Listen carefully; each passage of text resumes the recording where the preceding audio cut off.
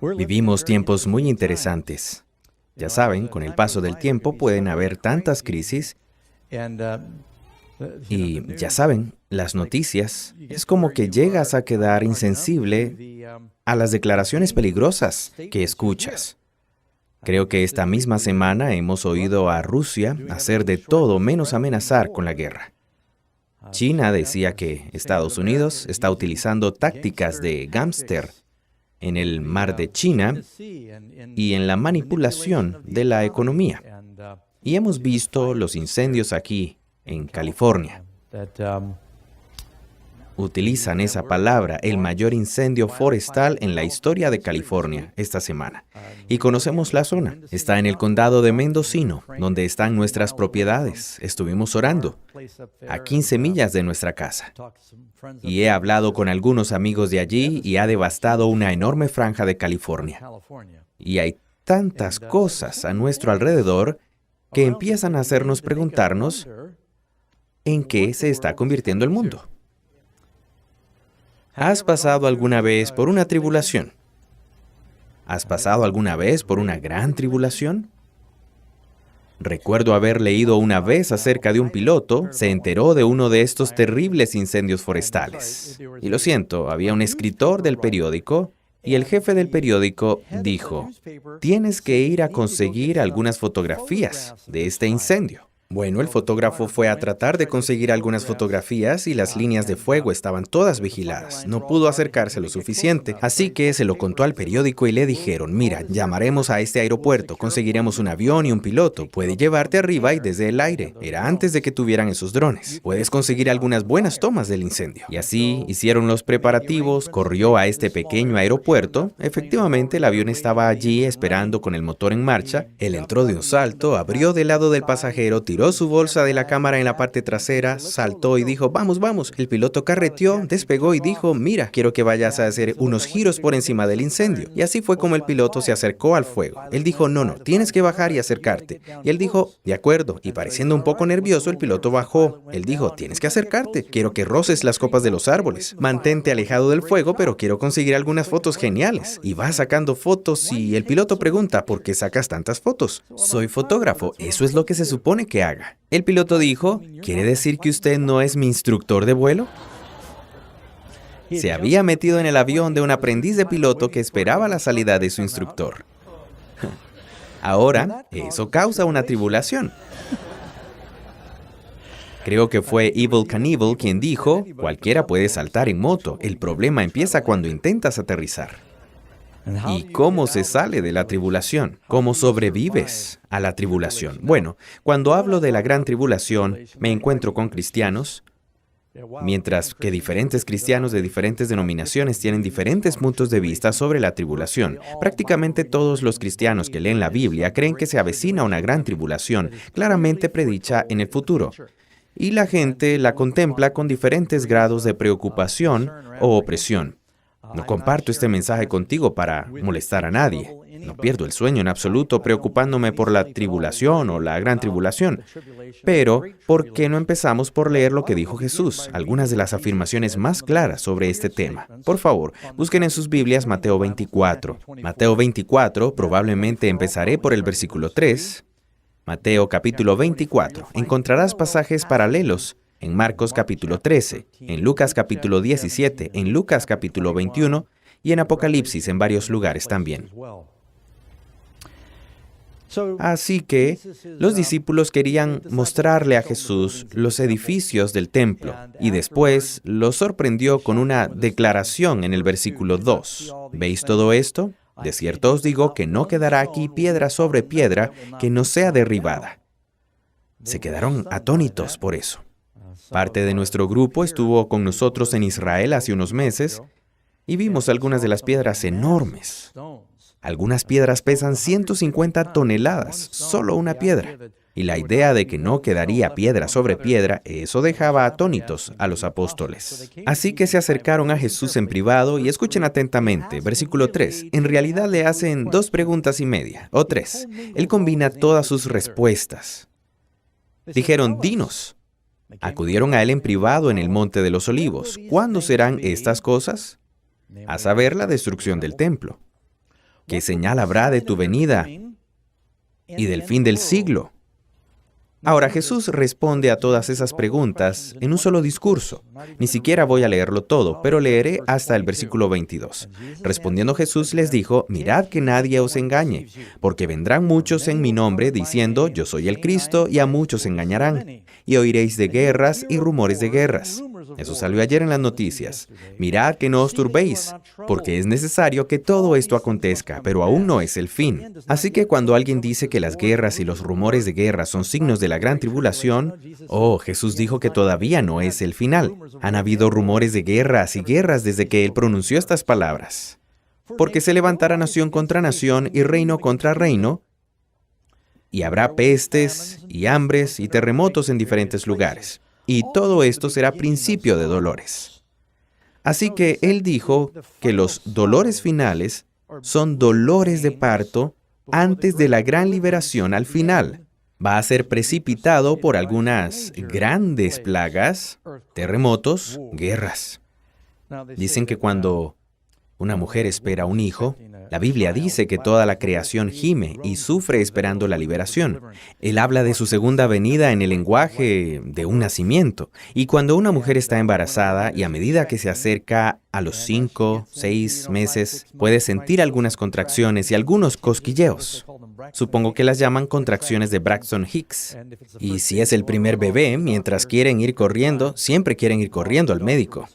A menudo el médico dirá, vete a casa. Relájate. Tu cuerpo, es solo el calentamiento para el evento principal. A medida que se acerque el momento del parto, es posible que la intensidad de esas contracciones aumente y se hagan más seguidas. Y finalmente llamas al médico y le dices, mira, se ha roto la bolsa, ¿debo entrar? Te dirán, ¿cuán separadas están tus contracciones? Porque podrías pasar horas y días en el hospital. La forma de saber si el bebé está a punto de nacer es la frecuencia y la intensidad de las contracciones. Lo que vemos que ocurre hoy en el mundo no es la primera vez que tenemos guerras o rumores de guerras. El siglo pasado tuvimos 2 guerras mundiales. Tenemos plagas muy graves. En 1918 hubo una plaga en la que murieron 50 millones de personas. Así que hay que ver el alcance de la historia. Y ya saben, solo en el tiempo que hemos estado aquí en California, parece que cada año están diciendo que esto es lo peor, lo peor, lo peor. Y con las plagas o el fuego o lo que sea. Y así se puede ver solo una especie de intensidad que aumenta, que algo está sucediendo. Alguien me envió un artículo, tengo buenos amigos que siempre me envían a Amazing Facts. Y alguien me envió un artículo que en Nueva Zelanda acaba de aprobar una ley, no están permitiendo que los no ciudadanos compren propiedades porque muchos estadounidenses ricos están pensando que Nueva Zelanda es el lugar más seguro para ir para el apocalipsis.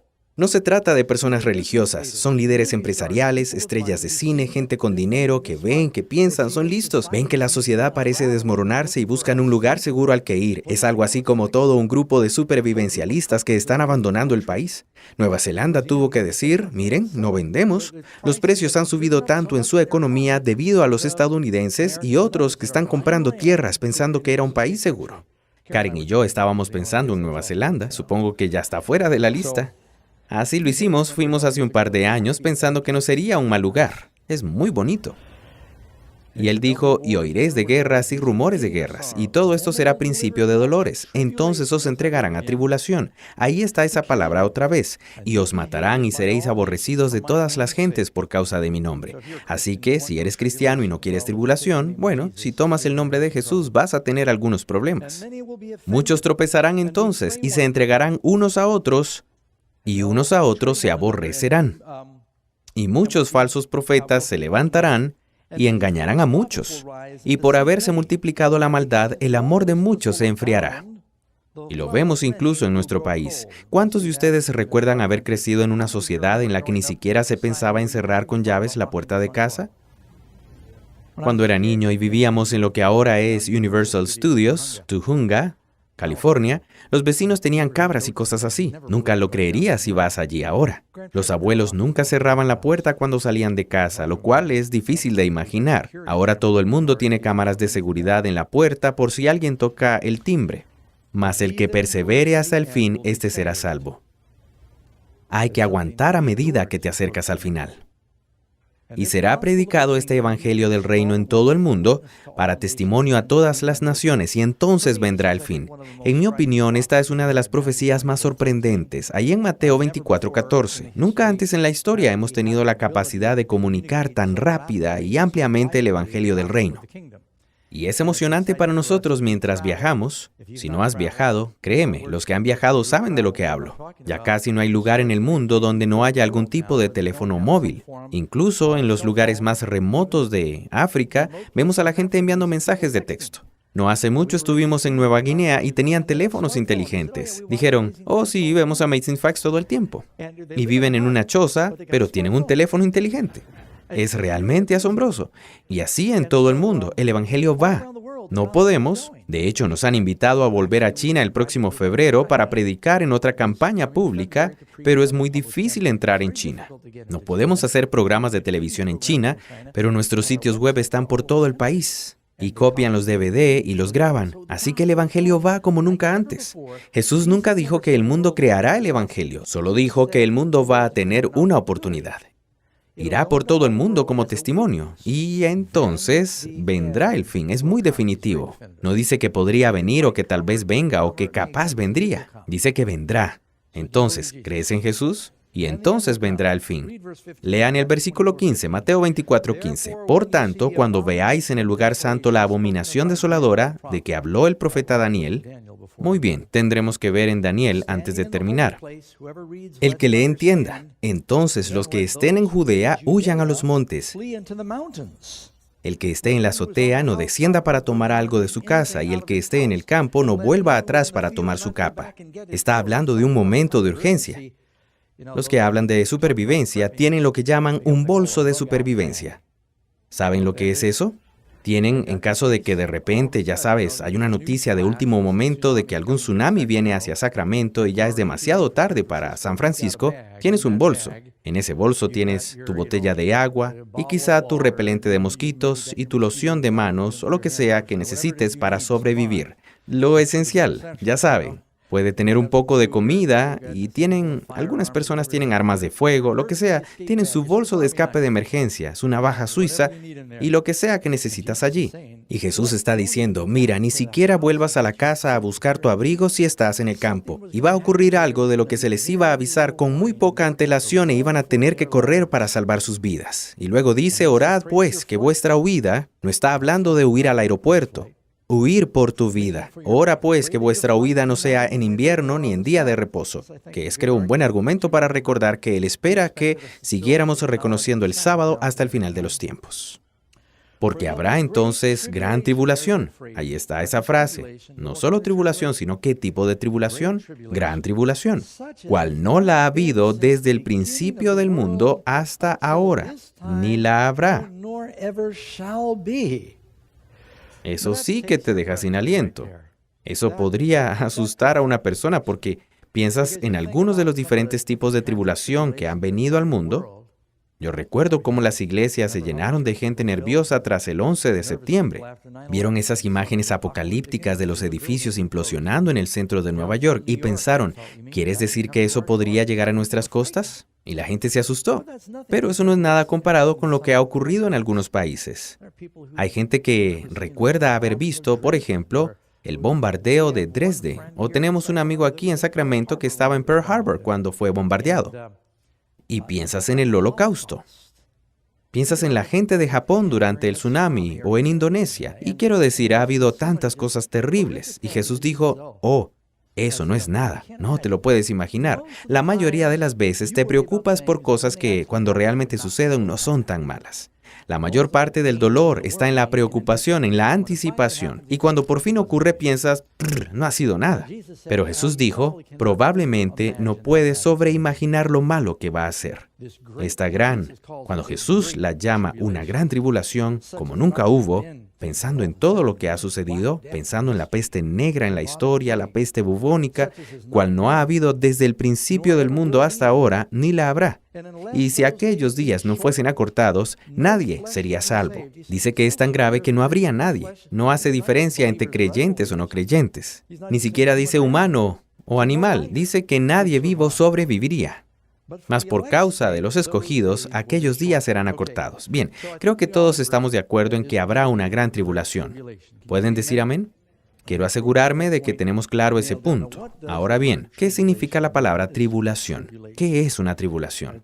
Una tribulación, en griego, de todos modos, aparece alrededor de 47 veces en la Biblia, viene de la palabra telipsis o tilibo. Significa aplastar, apretar, asediar, comprimir, estrujar, afligir. La expresión originalmente está hablando de una cierta presión física pura sobre el hombre. Ahora bien, si tilipsis es un término fuerte, no se refiere a un inconveniente menor, está hablando de verdaderas penurias. Ahora, Jesús dijo que va a haber un tiempo de verdadera penuria. Ahora, este es el punto importante que quiero que captes porque voy a empezar a desentrañarlo y quiero que captes todo. Hay realmente 4 tipos de tribulación que se abarcan en Mateo 24 en estos versículos. ¿Cuántos tipos? 4. Y se los detallaré muy rápidamente. Hay una tribulación para Israel, una tribulación de la iglesia, una tribulación final global, y entonces él también está hablando de tribulación individual o personal. Creo que todos aquí podemos decir, he pasado por algunas tribulaciones. Puede que no sea algo que está delineado en la profecía, pero tal vez lo es. Entonces hay una tribulación específica que se menciona en estas profecías que realmente estaba hablando de Israel. Por ejemplo, cuando Jesús dijo que no quedará piedra sobre piedra en el templo, estaba hablando de la caída de Jerusalén, la destrucción del templo, y esa es la primera tribulación. Hablemos de eso. Mira en Mateo 23, versículo 35, retrocediendo un capítulo, cuando anuncia los ayes sobre los escribas y los fariseos y los hipócritas y los que habían rechazado a los profetas. Él dice en una denuncia muy llamativa, para que venga sobre vosotros toda la sangre justa que se ha derramado sobre la tierra, desde la sangre de Abel el justo. Y él ni siquiera era judío, solo está diciendo que va a haber juicio acumulado que va a ser derramado sobre esta generación.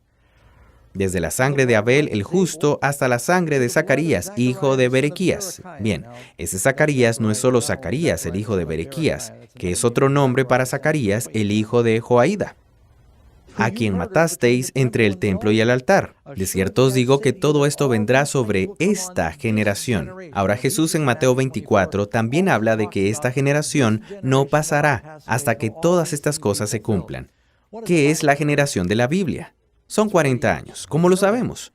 Cuando esa generación que vivió en Egipto no tuvo fe, Él dijo que esa generación moriría en el desierto. Vagaron durante 40 años. Y mira, David reinó durante una generación, reinó 40 años. Salomón reinó durante 40 años. Saúl, el primer rey, 40 años. La vida de Moisés se divide en 3 generaciones. 40 años en Egipto, 40 en el desierto y 40 años guiando al pueblo desde Egipto hasta las fronteras de la tierra prometida. Así que 40 era un número bastante bien establecido para una generación bíblica. Ahora bien, Jesús hizo esta profecía, curiosamente, en el año 30 después de Cristo. ¿Qué ocurriría 40 años después? 70 después de Cristo. ¿Cuántos de ustedes saben que en el 70 después de Cristo los romanos destruyeron el templo? Así que, esta primera tribulación, él describe una terrible prueba que la nueva nación judía pasó cuando se rebelaron contra los romanos. Y puedes leer sobre esto en la historia de los judíos de Flavio Josefo. Habla de las guerras romanas. Fue horrible. Cuando Tito, primero Vespasiano y Tito sitiaron Jerusalén y hubo una terrible hambruna en la ciudad. Y finalmente la ciudad fue quemada y el templo fue destruido. Y normalmente se toman algunos prisioneros de guerra, pero los soldados estaban tan enfadados porque llevaban 3 años intentando aplastar esta rebelión judía que entraron y masacraron indiscriminadamente a hombres, mujeres y niños. Y la sangre corrió por las calles. Y los que sobrevivieron, la mayoría fueron crucificados. Josefo dice que no se podía encontrar un árbol alrededor de Jerusalén. Todos habían sido cortados y convertidos en cruces. Y unos pocos que sobrevivieron fueron llevados y enviados a trabajar en las minas del norte de África para los romanos. Y fue una tribulación terrible. Sabemos que están hablando de esta época. Puedes leer, por ejemplo, en Lucas 23:29, Hablando del mismo tiempo, él dice, porque aquí vendrán días en que dirán, bienaventuradas las estériles y los vientres que no concibieron y los pechos que no criaron. Cristo dijo estas palabras camino a la cruz, dirigiéndose a las mujeres judías que lloraron. Él dijo, no lloréis por mí, sino llorad por vosotras mismas, porque un terrible juicio se cierne sobre la nación. Lucas 21, versículo 20, pero cuando viereis a Jerusalén rodeada de ejércitos, ¿has notado alguna diferencia? La abominación desoladora en Mateo 24 dijo, cuando veáis en el lugar santo la abominación desoladora, los que estén en Judea huyan a los montes. Lucas es más específico, dice, cuando viereis a Jerusalén rodeada de ejércitos, sabed entonces que su tribulación ha llegado. Entonces los que estén en Judea huyan a los montes, y los que en medio de ella váyanse, y los que estén en los campos no entren en ella. Porque estos son días de tribulación, para que se cumplan todas las cosas que están escritas. Mas hay de las que estén en cinta y de las que críen en aquellos días. Saben, he tenido parejas jóvenes que vienen a mí muchas veces y leen estos versículos. Se van a casar. Ellos dicen, Pastor Doug, nos sentimos como si estuviéramos en los últimos días. ¿Deberíamos no tener hijos? Y yo les digo, en primer lugar, eso es entre tú y el Señor, porque tú no quieres tomar esa decisión por otra persona. Quizás sepas que James White aconsejaba a las parejas jóvenes en un momento a principios de su ministerio, creyendo que el día del Señor era inminente. Dice, no tengáis hijos porque hay de los que tienen hijos. Más tarde se arrepintió. Me dijeron, no debería haber dado ese consejo porque aquí estamos 150 años después. Así que hay que tener mucho cuidado con pretender ser un profeta y decirle a la gente cómo dirigir sus familias. No sabemos cuánto tiempo es, ¿cierto? Pero dice que cuando llegue ese momento va a ser muy difícil. Solo necesitas orar y que el Señor te guíe en eso. Él dijo, estos son días de tribulación, mas hay de las que estén en cinta y de las que críen en aquellos días, por razones obvias, porque habrá gran calamidad en la tierra e irá sobre este pueblo. Así que, de nuevo, ahora que está hablando de la tribulación que vino sobre Israel y en Jerusalén, en particular durante ese tiempo. Y caerán a filo de espada, y serán llevados cautivos a todas las naciones, y Jerusalén será hollada por los gentiles hasta que los tiempos de los gentiles se cumplan. Entonces, ¿estamos de acuerdo en que al menos parte de la tribulación que se predice se refiere a la nación judía y a lo que ocurrió con la caída de Jerusalén? Llegó justo a tiempo 40 años después. Pero es más amplio y exhaustivo que eso. También hay una tribulación que viene históricamente a la iglesia. Esta es una segunda forma que adopta. Es una tribulación de la época de la iglesia. Se puede leer, por ejemplo, en Mateo 24, versículo 9, «Entonces os entregarán a tribulación y os matarán, y seréis aborrecidos de todas las gentes». Así que esto es algo universal. Si lees en Apocalipsis capítulo 11, habla de un tiempo específico de tribulación. Habla de los dos testigos. Representa la palabra de Dios. Dice, déjalo aparte. Esto es Apocalipsis 11, versículo 2. Pero el patio que está fuera del templo, déjalo aparte, y no lo midas, porque ha sido entregado a los gentiles, y ellos hollarán la ciudad santa 42 meses.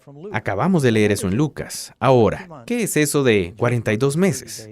El mes judío tiene 30 días. 42 meses son 1260 días. Aparca ese pensamiento y fíjate en esto. Ve al versículo 3. Y daré a mis dos testigos que profeticen por 1260 días, vestidos de sicilio. Sicilio era como la arpillera de una bolsa de patatas. Y si profetizas a través de eso, se amortigua. Si pones una luz debajo de una bolsa de patatas, pasa algo de luz, pero oscurecida, disminuida. Y básicamente está diciendo que la iglesia durante este periodo de tiempo todavía haría una obra, pero va a ser oprimida, va a ser oscurecida, va a ser amortiguada y sofocada y estrangulada. Y dice que estos dos testigos, los dos testigos, dicen algunos, son Moisés y Elías. Simbólica o metafóricamente, eso es cierto. Representan a Moisés y Elías, la ley y los profetas, otro término para la palabra de Dios, que es de naturaleza dual. Es el Nuevo y el Antiguo Testamento. Es una espada con dos filos, 10 mandamientos en 2 piedras, ¿verdad? Y así, la ley y los profetas, los mandamientos de Dios y el testimonio de Jesús. La palabra de Dios iba a ser oprimida y perseguida durante una vasta época. Un día en profecía, ¿cuánto tiempo es? 1 año. Día por año te lo he dado. Dios dijo a Ezequiel, y por cada día que los espías vagaron por el desierto durante un año. Dios les dio un día para un año también allí. Jesús hizo una promesa en la que dijo, le decían, Herodes ha matado a Juan el Bautista, tienes que esconderte. Jesús les dijo, id y decid a aquella zorra, he aquí, echo fuera demonios y hago curaciones hoy y mañana, y al tercer día termino mi obra. Jesús no predicó 3 días más, predicó 3 años más. Así que incluso Jesús utilizó el principio de día por año. Así que dice que en la época de la iglesia habría un periodo de gran persecución durante 1260 días.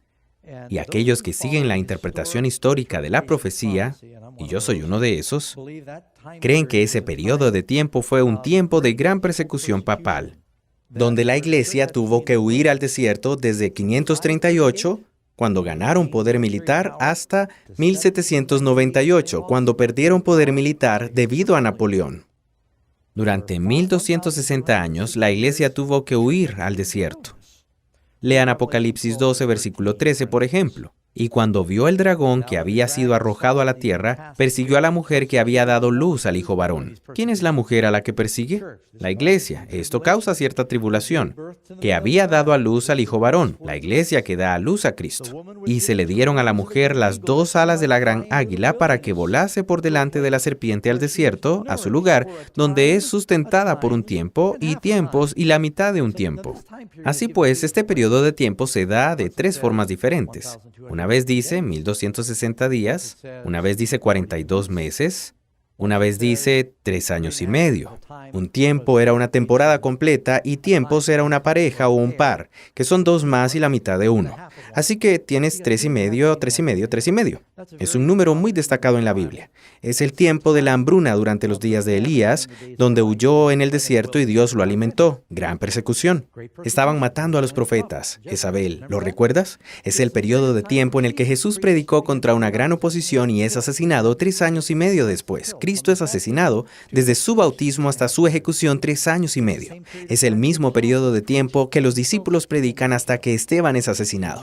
3 años y medio desde la cruz de Cristo hasta el primer mártir. Y los discípulos, hay una gran persecución. Hechos capítulo 8, pero los que fueron esparcidos iban por todas partes anunciando el evangelio. Así que este es un tiempo que representa la persecución. Pero ahora son 3 años y medio proféticos. Son 1260, no días, años, donde la iglesia huye al desierto, pero siguen haciendo una obra. Así que este fue un tiempo de gran tribulación.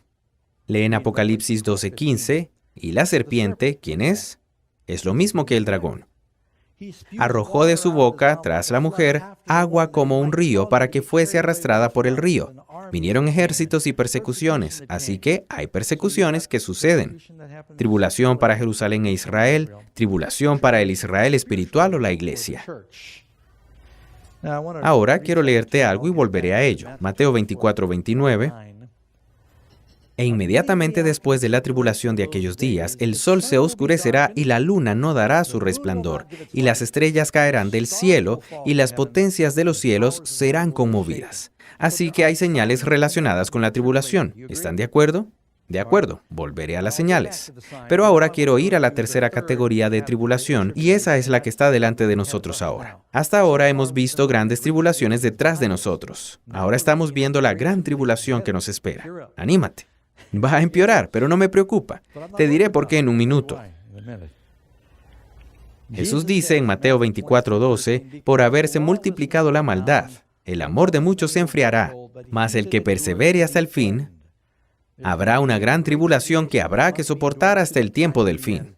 Este será salvo. ¿Qué es la gran tribulación en los últimos días? En una palabra, o en pocas palabras, son las 7 últimas plagas. Cuando lees en Apocalipsis capítulo 16, versículo 1, dice, oí una gran voz que decía desde el templo a los 7 ángeles, id y derramad sobre la tierra las 7 copas de la ira de Dios. Y cuando lees en Apocalipsis 16, sobre esas 7 últimas plagas que se derraman sobre la tierra, quiero decir, es bastante malo. Habla de hombres abrasados por un gran calor. Habla de que la gente será afligida con una llama nociva porque adoran a la bestia y a su imagen.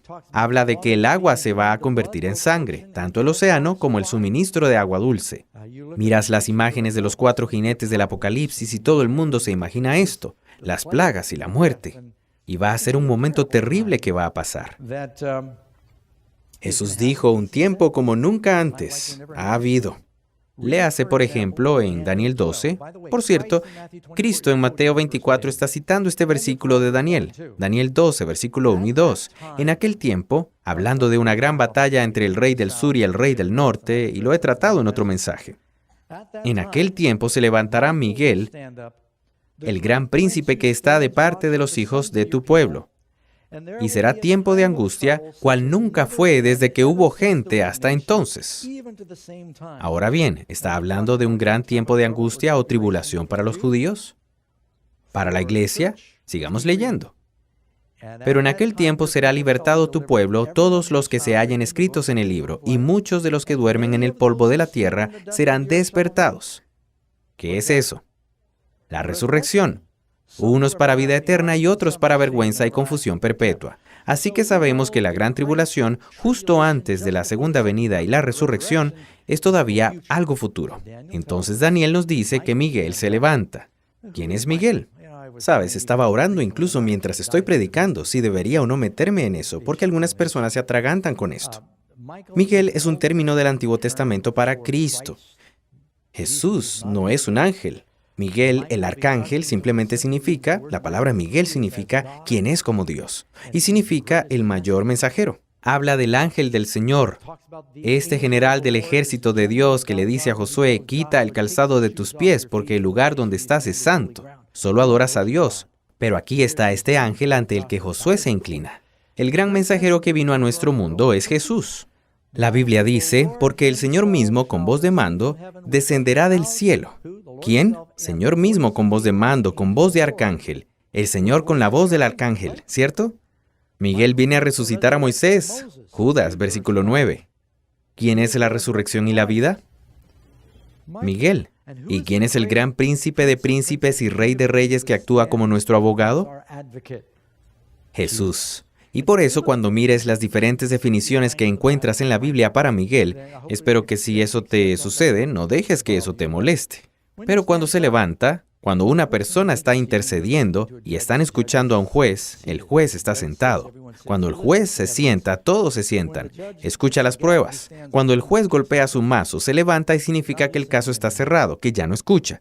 Así que cuando Miguel se levanta, también significa que se levanta porque él viene ahora a interceder por su pueblo. Él va a venir a luchar por su pueblo porque en Armagedón el diablo está tratando de destruir al pueblo de Dios. Hace la guerra contra la mujer y su descendencia, ¿cierto? Así que esto está hablando de una gran tribulación que vendrá en los últimos días. Ocurre cuando se cierra el tiempo de prueba. ¿Qué quiero decir con eso? Habrá un periodo de tiempo justo antes de que Jesús regrese, cuando los perdidos no puedan ser salvados. La vida seguirá, pero es demasiado tarde para ellos. Los salvados se salvan y los perdidos se pierden. Apocalipsis 22, Jesús dijo, el que es injusto sea injusto todavía y el que es inmundo sea inmundo todavía. Sabes, ahora mismo estamos muy agradecidos de que Dios sea tan misericordioso. Su misericordia es eterna, es tan paciente, pero se puede llegar a un punto sin retorno. En los días de Noé, y Jesús dijo que será como en los días de Noé. En los días de Noé hubo un periodo de tiempo en el que todos los animales subieron al arca. Noé y su familia subieron al arca, la puerta estaba abierta, hizo un llamamiento final, su llamado al altar, no vino nadie. Y la puerta fue cerrada. ¿Empezó a llover enseguida? No, pasaron 7 días. Los perdidos fuera del arca estaban condenados. Su tiempo de prueba había concluido. No había esperanza de que se salvaran. La puerta estaba cerrada. Todavía se levantaron durante varios días y disfrutaron de sus negocios, y comieron y bebieron y se casaron y construyeron e hicieron lo que hacían normalmente. Y Dios puso el sol, abastecía los productos del campo y todos se reían de Noé. Y no se dieron cuenta de que era demasiado tarde. El tiempo de prueba se había terminado. Ahora el tiempo de angustia, del fin, está cerca, hasta donde podemos decir se divide en 2 partes. Lo que quiero decir con eso es que hay un pequeño tiempo de prueba. Usted lee en el capítulo 13 de Apocalipsis que se hará una ley de que no se puede comprar o vender a menos que usted tenga la marca de la bestia. Eso va a crear algunos problemas. Pero no es tan malo como más adelante en el capítulo cuando dice que los que no adoran a la bestia deben ser asesinados. Primero, no puedes comprar ni vender. ¿Sabes lo que está pasando? No se trata solo de comprar y vender individualmente. El Apocalipsis aborda un problema mundial. ¿Sabes lo que ocurre cuando un país le dice al otro que no le va a permitir comerciar en el mercado internacional? Lo llaman sanciones económicas. ¿Has oído algo en las noticias sobre eso hoy? Quizá no hoy, pero sí ayer. ¿Cuál es el arma que se está utilizando para manipular a las potencias mundiales en este momento? Sanciones económicas. Escuché a un periodista comentar en las noticias de ayer o en el día antes mientras conducía en el coche y dijeron que nunca en la historia del mundo Estados Unidos ha tenido una economía que fuera tanto más fuerte que la economía del mundo y ahora estamos utilizando esa economía en lugar de los militares para conseguir lo que queremos. Es tan fácil ver que en una crisis se van a utilizar sanciones económicas y todo eso. Creo que todos sabemos que avanzamos cada vez más hacia una sociedad sin dinero en efectivo. ¿Cuántos de ustedes compran cosas por teléfono? Quiero decir, ya saben, es online. Creo que Amazon sigue en órbita como empresa porque cada vez más gente hace sus compras por Internet. Significa que están haciendo compras digitales, lo que facilita mucho el control de la compra y la venta a medida que nos alejamos de una sociedad con dinero en efectivo. Y así que el pequeño tiempo de prueba, habrá persecución, habrá leyes religiosas. Puede que tengas que huir a las colinas cuando veas la abominación desoladora. Para los judíos, cuando vieron a los romanos, cuando vieron a la Roma pagana rodear a Jerusalén, se retiraron brevemente porque el emperador había muerto y necesitaban un cambio de liderazgo. Esa fue la señal para que los cristianos que estaban en Jerusalén huyeran a las colinas. Y lo hicieron y se fueron a las colinas y ni un solo cristiano murió en la destrucción de Jerusalén. En los últimos días, cuando dice, cuando veáis en el lugar santo la abominación desoladora. Ahora no será la Roma pagana, va a ser la Roma papal y el protestantismo va a empezar a hacer leyes que nos digan cómo adorar. Y si no cooperas con esas leyes, no puedes comprar ni vender. Y piensas, ¿cómo podría pasar eso? Cuando la gente tiene miedo, está dispuesta a sacrificar sus libertades por una ilusión de seguridad. Y si sigue habiendo problemas y plagas, y van a empezar a decir, ¿a quién le echamos la culpa? Bueno, esta secta de aquí, esos fanáticos religiosos que no quieren cooperar, Dios nos castiga por su insubordinación. Puedo ver fácilmente cómo sucedería todo eso.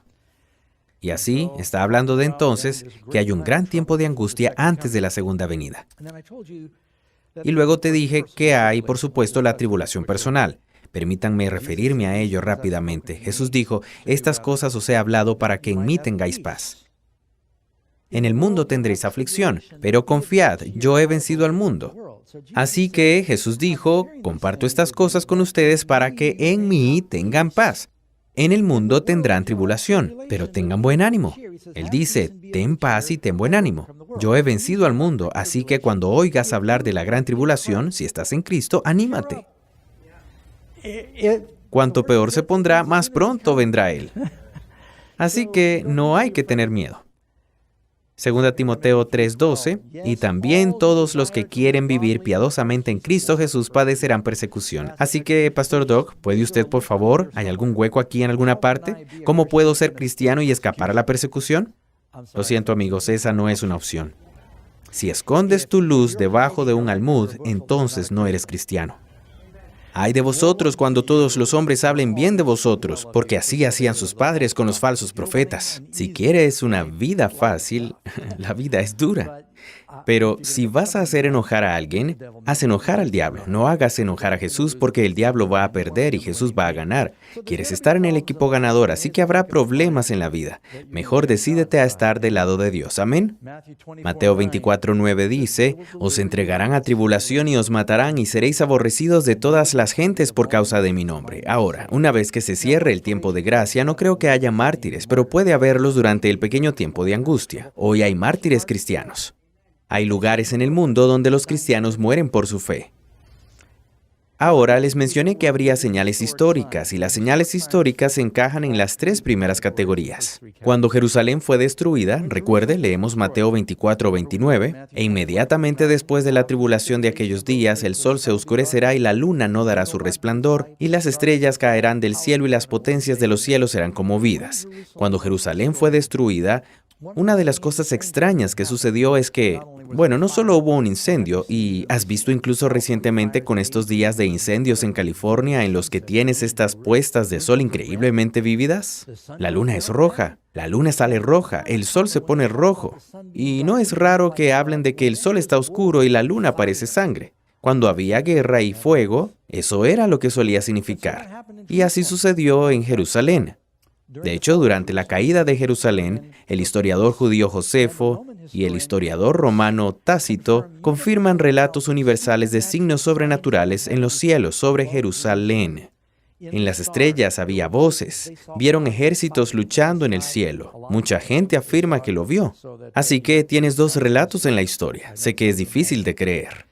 Entonces, para la iglesia, al final de ese periodo de tiempo, ya saben, los 1260 años, vean, tenemos la persecución histórica que duró más de 1000 años. Históricamente hubo un día oscuro y un día en que cayeron las estrellas. ¿Cuántos de ustedes recuerdan haber leído sobre aquel oscuro día de la historia? Lo he vuelto a buscar. Es todo, ya sabes, está establecido en la historia. Sucedió el 19 de mayo de 1780, George Washington lo comenta, cuando se observó un oscurecimiento del cielo inusual en toda Nueva Inglaterra y partes de Canadá, tan intenso que el mediodía era como la medianoche. No podían hacer nada excepto a la luz de las velas. Pensaron que el mundo había llegado a su fin. La oscuridad era tan completa que alguien propuso que cerraran las sesiones del Congreso. Cuando salió la luna, esa noche parecía sangre. Y han estado desconcertados para encontrar explicaciones para ello. Hay muchos relatos de ello, y eso fue principalmente sobre la costa este de los Estados Unidos. Se podría decir, ¿por qué allí? Porque el movimiento cristiano, catalizador del cristianismo y el protestantismo, se había aglutinado en las costas orientales de Estados Unidos. Se convirtió realmente en la cabeza de playa del protestantismo en el mundo. En ese momento estaba fracasando en Europa. Así que Él les dio la señal. Y poco después cayeron las estrellas en un meteoro sin precedentes desde entonces hasta hoy. La gran lluvia meteórica de estrellas del 13 de noviembre de 1833 fue la exhibición más extensa y maravillosa de estrellas fugaces que jamás se haya registrado. Todo el firmamento sobre los Estados Unidos fue durante horas una conmoción ardiente. Ningún fenómeno celeste ha ocurrido en este país desde su primer asentamiento como aquel, que fue visto con tan intensa admiración por una clase de la comunidad o con tanto temor y alarma por otra clase. Frederick Douglass recuerda cuando era joven, lo comenta y pensaba que era la venida del Señor. Se sintió muy decepcionado cuando Jesús no vino. Lincoln escribe, el presidente Lincoln era joven y escribió sobre esto. Dice, yo era un hombre joven en Illinois. Dijo, me alojé durante un tiempo con el diácono de la iglesia presbiteriana. Una noche me despertó un golpe en la puerta. Oí la voz del diácono exclamar, levántate, Abraham. Salté de la cama, corrí a la ventana y vi las estrellas que caían en grandes chaparrones. Pero mirando detrás de ellas en el cielo, vi las grandes constelaciones que conocía también. Estaban fijas en sus lugares. Caballeros, el mundo no se acabará esta noche. Y lo utilizó para contar una historia sobre que la unión no iba a llegar a su fin durante la guerra civil. Pero dijeron que venía del cielo como una lluvia constante. Decían que ninguna lluvia que hubiera caído había sido más copiosa que las estrellas de aquel día. Y así que eso sucedió. Y hubo un gran terremoto en Lisboa. Así que hubo y que fue uno de los grandes terremotos en Europa y trajo un gran juicio allí en Lisboa y Portugal. Y se sintió en toda la costa este y el norte de África.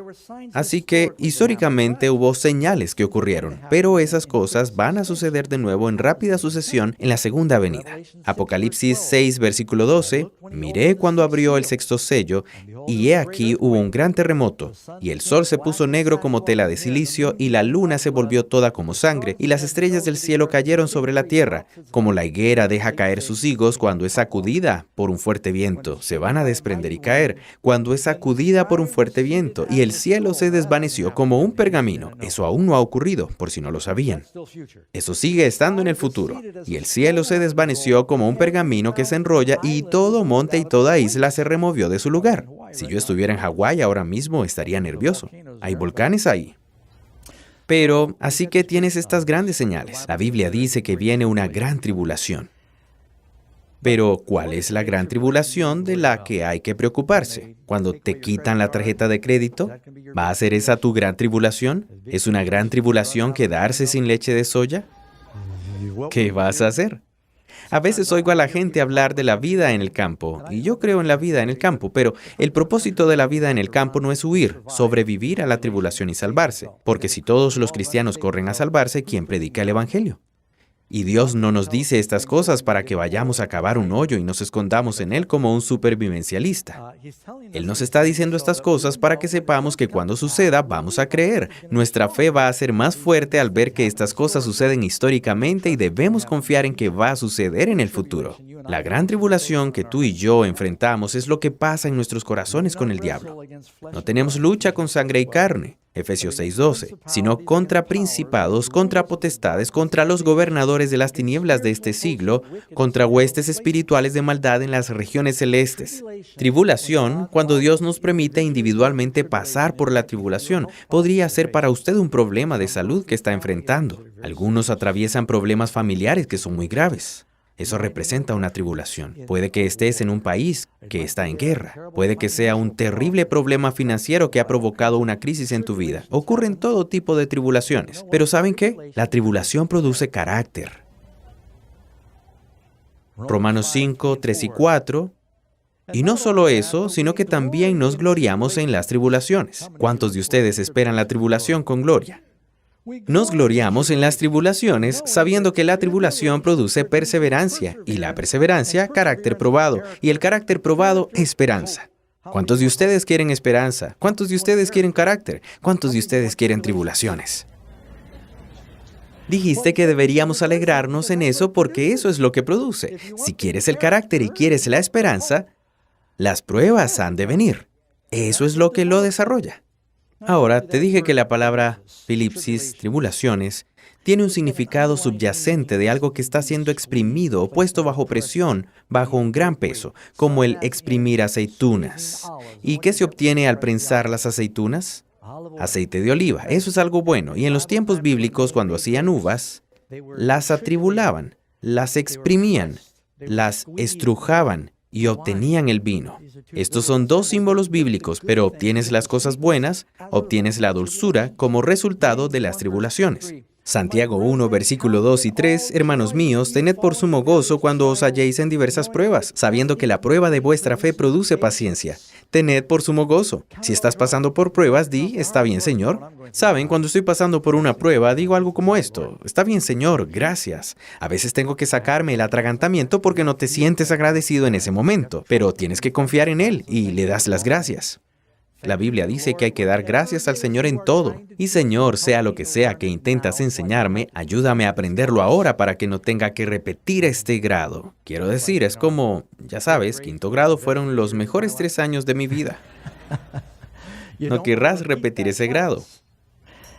Y entonces dices, ayúdame a aprender a través de la presión. ¿Saben cómo se crean los diamantes? ¿Diamantes verdaderos o diamantes artificiales? Un calor increíble y una presión increíble producen algo precioso, y está hecho del elemento más común, el carbono.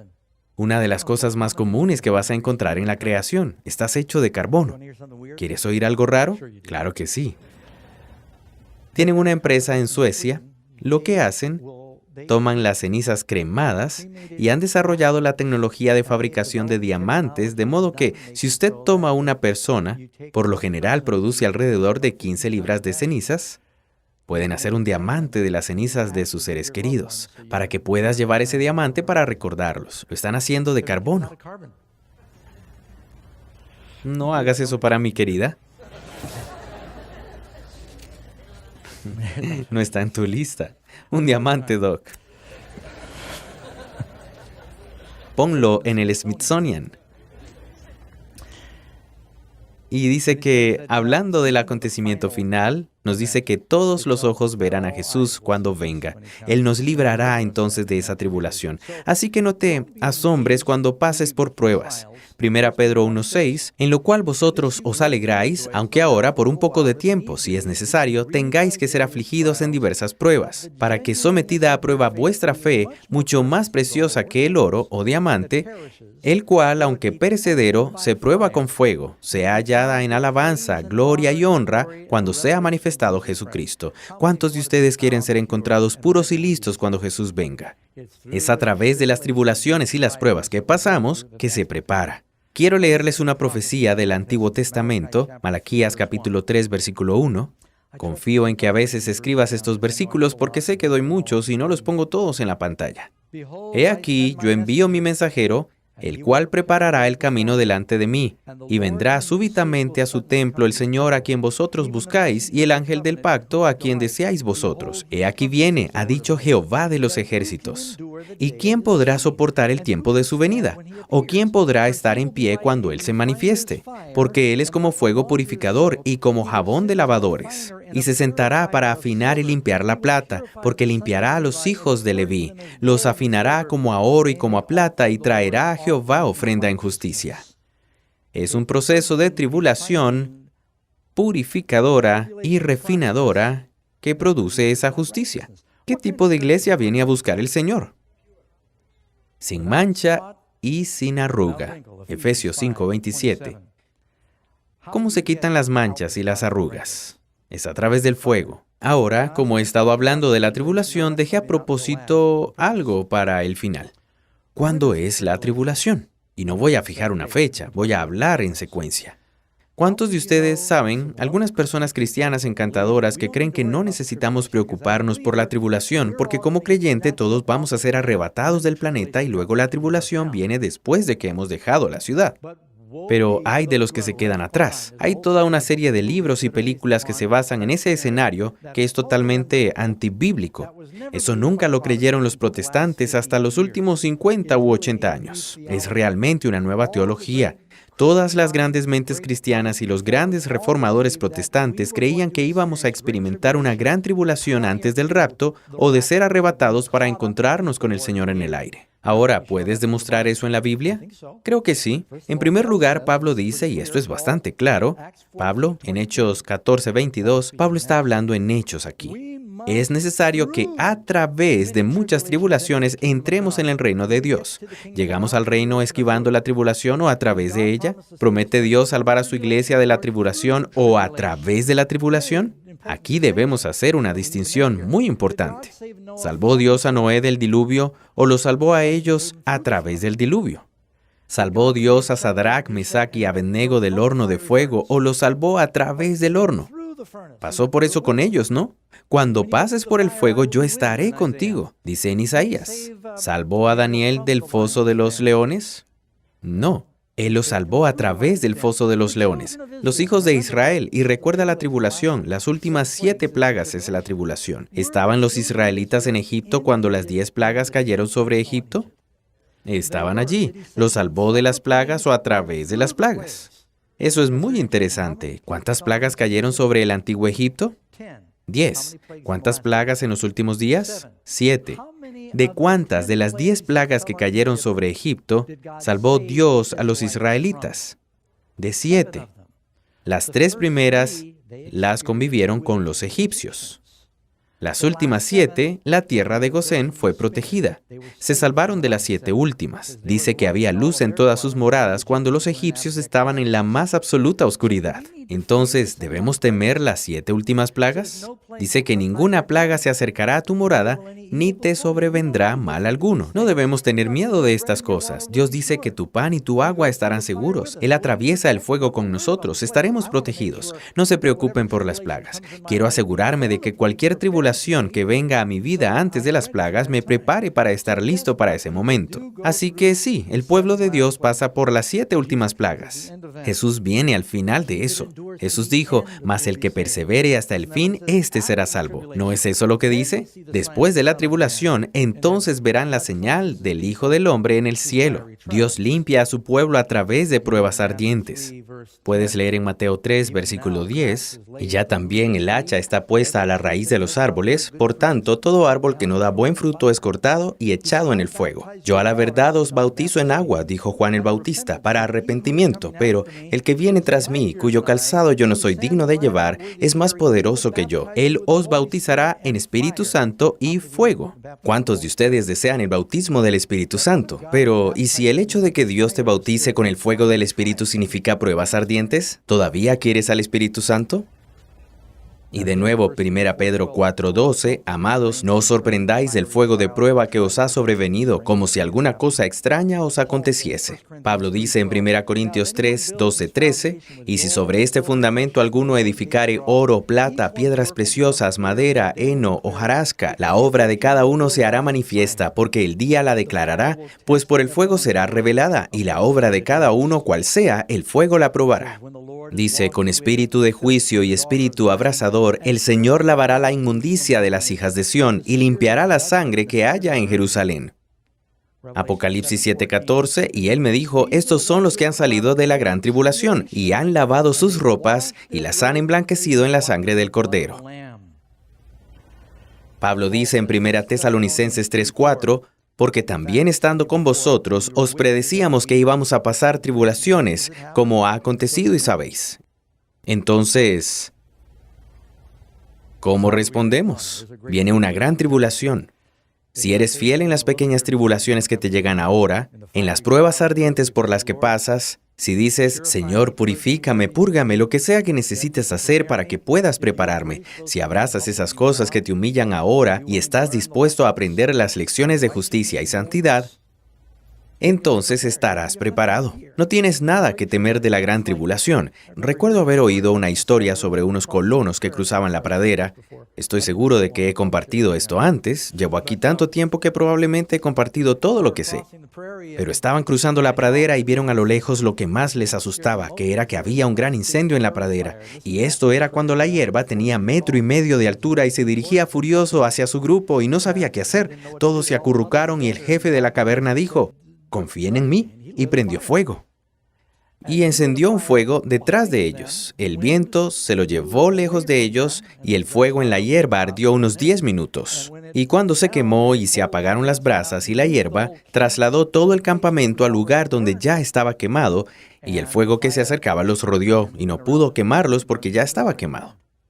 No tienes que preocuparte por la gran tribulación en los últimos días, porque si Dios ya ha purgado todo lo que es inflamable, ¿ves lo que digo? Si todo en tu vida es el pasado y las cosas que serán destruidas por esa gran tribulación, si son purgados de tu vida ahora, no tienes que preocuparte por ello entonces. No hay nada inflamable si les permites hacerlo. Jesús dijo, el último versículo, Juan 16:33, estas cosas os he hablado para que en mí tengáis paz. En el mundo tendréis aflicción, pero confiad. No tengas miedo. Él dice, yo he vencido al mundo.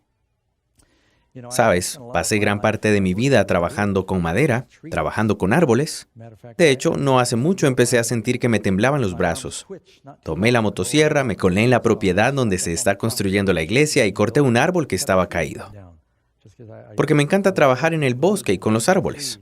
Y cuando lo haces, pasas mucho tiempo observando las vetas de los diferentes árboles y los anillos.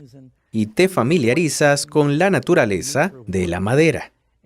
Y es un hecho que la madera, con el grano más fino y el grano más fuerte, suele crecer en laderas donde hay competencia y hay viento y se pone a prueba. Con esto en mente, encontré un poema que me pareció aplicable a que nosotros sobrevivamos la gran tribulación. Se llama Good Timber, escrito por Douglas McCallum. El árbol que nunca tuvo que luchar por el sol y el cielo y el aire y la luz, que se erguía en la llanura abierta y siempre recibía su parte de lluvia, nunca se convirtió en un rey del bosque, sino que vivió y murió como un arbusto. El hombre que nunca tuvo que esforzarse hasta el cielo desde el suelo común, que nunca tuvo que ganarse su parte de sol y cielo y luz y aire, nunca llegó a ser un hombre varonil, sino que vivió y murió como empezó. La buena madera no crece en la comodidad. Cuanto más fuerte el viento, más duros los árboles. Cuanto más lejano el cielo, mayor la longitud. Cuanto mayor la tormenta, mayor la fuerza. Por el sol y el frío, por la lluvia y la nieve, en los árboles o en el hombre crece la buena madera. Donde crecen los bosques más espesos, encontramos a los patriarcas de ambos. Y conversan con las estrellas cuyas ramas rotas muestran las cicatrices de muchos vientos y muchas luchas. Esa es la ley común de la vida. Si quieres estar preparado para la gran tribulación, entonces tenemos que aprender a sobrevivir a las tormentas que vienen a nuestras vidas ahora y abrazar las cosas que nos transforman. ¿Amén? Él dice, si están en mí, tengan valor. Yo he vencido al mundo, no deben temer esa tribulación. ¿Cuántos de ustedes quieren estar en Cristo hoy y aprender las lecciones que Él está tratando de enseñarles de confianza, santidad y obediencia?